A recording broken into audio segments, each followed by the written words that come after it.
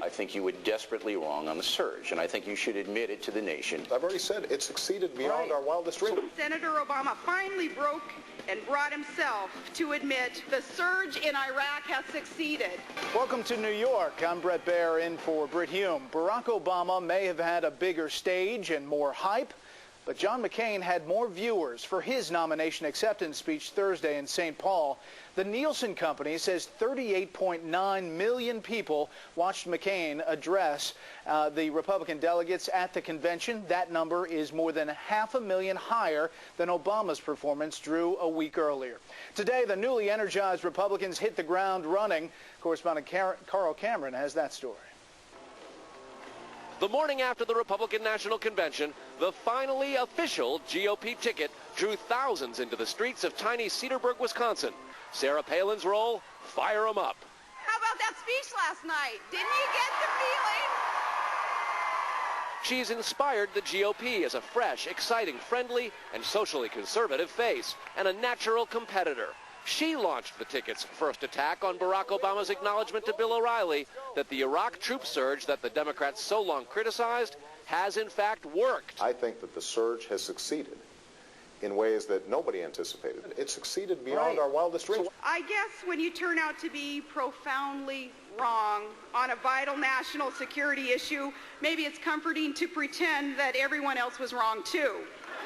But I remember it a little differently. It seems to me there was one leader in Washington who did predict success, who refused to call retreat and risked his own career for the sake of the surge and victory in Iraq. And ladies and gentlemen, that man is standing right next to me, Senator John McCain.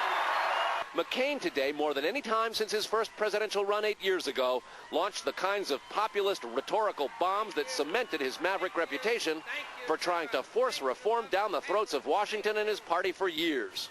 And the pork barrelers and the lobbyists and all the special interests. He did not spare words or his party. I fought corruption, and it didn't matter. It didn't matter if they were Democrats or Republicans. I fought the big spenders. I fought the pork barrelers. I'm talking about corruption. We have former members of Congress residing in federal prison because of a system of earmarking and pork barrel spending that has corrupted what used to be good people. And my friends, it's going to stop. Not known as a great rally orator, McCain gave a convention speech that got decidedly mixed reviews. Advisors say the performance was not as important as the message. Toward the end of his remarks, an aide signaled to McCain to shout over the applause, and the result led to a huge crescendo. Stand up and fight. Nothing is inevitable here. We're Americans, and we never give up. We never quit.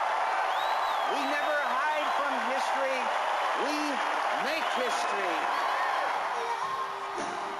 That level of applause has followed Senator McCain out onto the campaign trail today, and here in suburban Detroit, Michigan, there are well over a 10,000 people crowd here gathered to see Senator McCain, and throughout this day, he has done nothing other than ramp up the populist rhetoric. The affection that these GOP crowds have shown for Sarah Palin has been dramatic. He is about to take the podium here, and we're told he will continue his assault on establishment Washington and his own party for what they've done in the past couple of years. He says they have lost their way, and he and Sarah Palin will lead them back into the White House, put them back on track, Brett. Barracuda at the convention, Eye of the Tiger out there. Carl, thanks. You know, the ratings, television ratings are in. John McCain beat Barack Obama. He had about a half rating point higher across the board on all the networks. Fox News, of course, won. But I'm surprised because Obama did very, very well, but McCain beat him. What did you think overall about the speech? Sarah Palin set the stage for John McCain so beautifully and so eloquently and fired people up to such an extent. I think a lot of people were watching McCain because they wanted to see how can he possibly top Sarah Palin. Governor Palin not only delivered a speech that was entertaining, but she did it so well. Well, I mean, it was like she's a seasoned pro out there. She did it so well, Bill. And also, no one's really talking about how the stagecraft of the Democrats was so far superior to the Republicans, yet it didn't matter. I mean, they had those beautiful jumbotrons in the arena in Denver. They had the lighting lower. It wasn't like the VFW hall, bright floodlights on the people. Barack Obama and O'Reilly last night, part 1 of 4. We have 3 more next week, and on Monday we'll go into the economy and taxes and all of that. On Tuesday, his associations, Reverend Wright, heirs, that kind of thing. And then on Wednesday, who the heck is he? Who the heck is Barack Obama?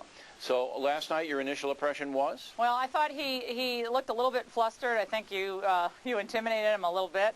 And I think that he was never going to give you the admission that he was wrong about the surge. Obviously, Bill, he's not going to give Senator McCain Why? It's so easy moment. to do that. You know, Americans want, I couldn't figure that out. It cuts to the heart of who he is. He's not going to do that. He has positioned himself as someone totally different and totally new. A lot of us don't buy that. But when he went on and he said, look, the Iraqis haven't stood up, Bill. They haven't taken responsibility. I got so mad because 2 weeks ago, El Anbar was turned over to the Iraqis. Province by province, the Iraqi people are bravely standing up and taking control of their country, and I thought that was insulting to the men and women, not only of our armed forces working hard, but there's a lot of, to be fair to Obama, people. There's a lot of corruption in Iraq. Well, yeah, there's a lot of corruption government. in our government. Look at the Wrangle story. Come on. Well, I think we should send Palin over to Iraq to wipe the corruption out and then see what she does over there, and then she can come back and do it here. I think he was flustered still over the Palin performance. I think she has taken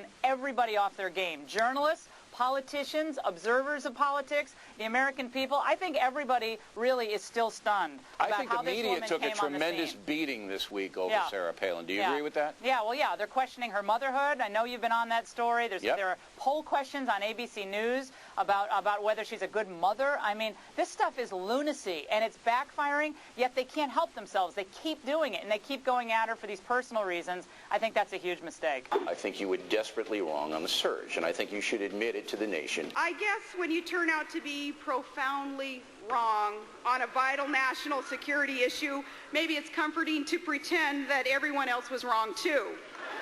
But I remember it a little differently. It seems to me there was one leader in Washington who did predict success, who refused to call retreat and risked his own career for the sake of the surge and victory in Iraq. And ladies and gentlemen, that man is standing right next to me, Senator John McCain.